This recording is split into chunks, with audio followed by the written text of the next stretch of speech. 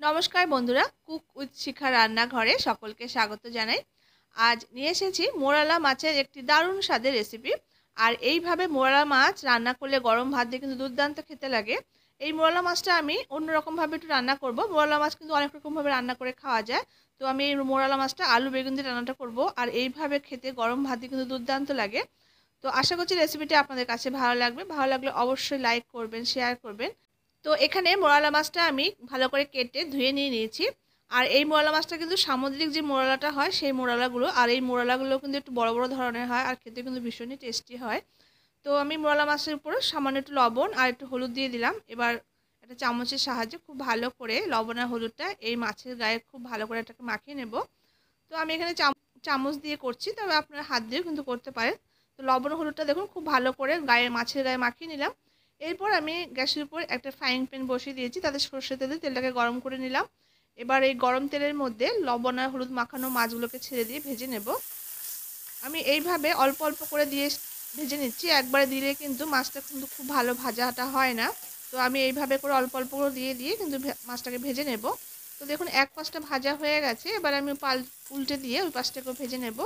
আর খুব বেশি কিন্তু কড়া ভাজা করব না, হালকা লালচে রং ধরে আসলে কিন্তু আমি মাছটাকে নামিয়ে নেব।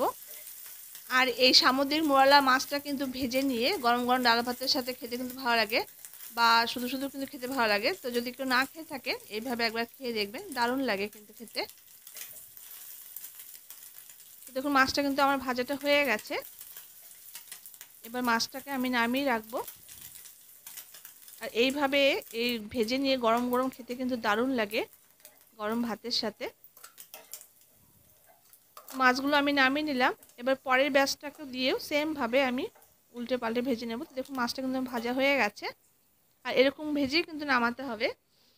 এবার পরের ব্যাচটা আমি সেমভাবে দিয়ে দিচ্ছি। একবারে খুব বেশি করে দিতে যাবে না, তাহলে কিন্তু মাছগুলো ভাজাটা ভালো হবে না, আর কিন্তু ভেঙে ভেঙে যাবে। তো এইভাবে করে আমি সমস্ত মাছগুলো ভেজে নিলাম। এবার আমি রান্নাতে চলে যাব। তো আমি গ্যাসের উপর কড়াই বসিয়ে দিয়েছি। এবার তাতে 1 টেবিলস্পুন পরিমাণ সরষে তেল দিয়ে তেলটাকে গরম করে নিয়ে এবার আমি কেটে রাখা বেগুনগুলোকে দিয়ে ভেজে নিচ্ছি। এখানে মোটামুটি মাঝারি সাইজে দুটো বেগুনকে এইভাবে করে লম্বা লম্বা করে একটু কেটে নিয়েছি। এবার সামান্য একটু হলুদ দিয়ে বেগুনটাকে লালচে রং ধরা পর্যন্ত একটু ভেজে নেব। তো এই মোরালা মাছ রান্না করার আগে এইভাবে করে বেগুনটাকে ভেজে নিলে কিন্তু ভালো হবে। বেগুনটা দেখুন ভাজাটা হয়ে গেছে, বেগুনের মধ্যে দেখুন লালচে রং ধরে এসেছে। এবার আমি এই বেগুনটাকে নামিয়ে রাখবো।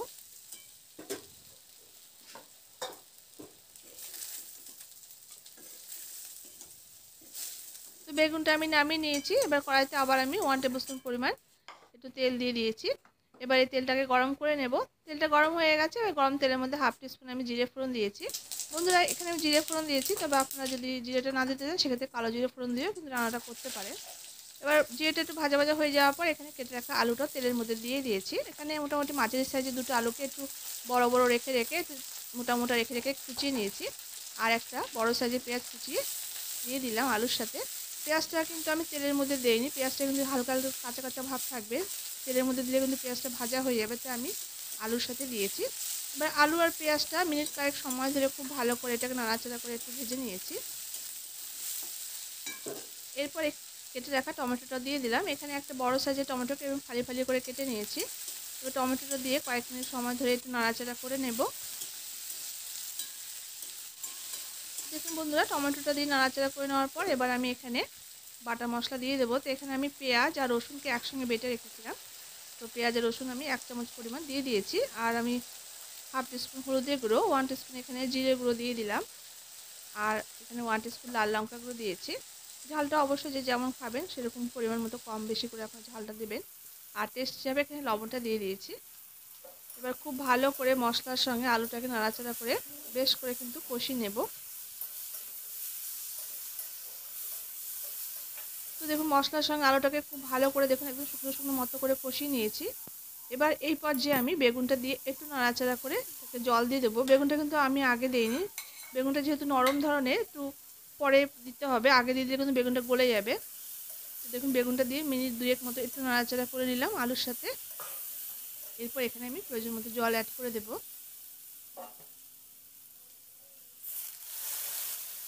আলুটা যাতে খুব ভালো মতো করে সেদ্ধ হয়ে যায় সেরকম পরিমাণ মতো করে জলটা কিন্তু দিতে হবে। তো দেখুন জলটা আমি দিয়ে দিয়েছি। এবার একটু নাড়াচাড়া করে ঝোলটাকে একটু নাড়াচাড়া করে নিলাম। বেগুনটাকে কিন্তু বন্ধুরা ভেজে নিয়ে রেখে দিয়ে কিন্তু এই পর্যায়ে দিতে হবে। আগে যদি দিয়ে দেওয়া হয় তাহলে কিন্তু বেগুনটা একদম গলে যাবে। ঝোলটা যে ফুটতে শুরু করেছে ভেজে রাখা মাছটা দিয়ে দিয়েছি। এবার হাই ফ্লেমে মিনিট 2-3 নাড়াচাড়া করে একটু ফুটিয়ে নিয়ে আমি এটাকে ঢাকা দিয়ে এবার রান্না হতে দেব। তো মোরালা মাছের অনেক রকম রেসিপি কিন্তু খাওয়া যায়। মোরালা মাছের টক, তারপর সর্ষে বাটা, ঝাল বিভিন্ন খাওয়া যায়। তো এইভাবে একবার আলু বেগুন দিয়ে রান্না করে বন্ধুরা খেয়ে দেখবেন, একদম দারুণ খেতে লাগে। তো এবার আমি দুটো কাঁচা লঙ্কাকে দুভাগ করে ভেঙে দিয়ে দিয়েছি। এবার একটা ঢাকা দিয়ে মিনিট 7-8 জন্য একটু রান্না করে নিলাম লো ফ্লেমে। এবার মিনিট 8 পর ঢাকাটা এবার আমি খুলে নিয়েছি। এবার আমি একটু দেখে নেব। দেখুন ঝোলটা কিন্তু অনেকটাই কমে গেছে। আর একটু ঝোল ঝোল মতো রেখে কিন্তু নামাবো। তো আপনারা যদি চান এই পর্যায়ে কয়েকটা আলু যদি একটু ভেঙে দেন তাহলে কিন্তু ঝোলটা অনেকটা গাঢ় হয়ে যাবে। তো দেখুন আলুটা কিন্তু খুব সুন্দর করে সেদ্ধ হয়ে গেছে।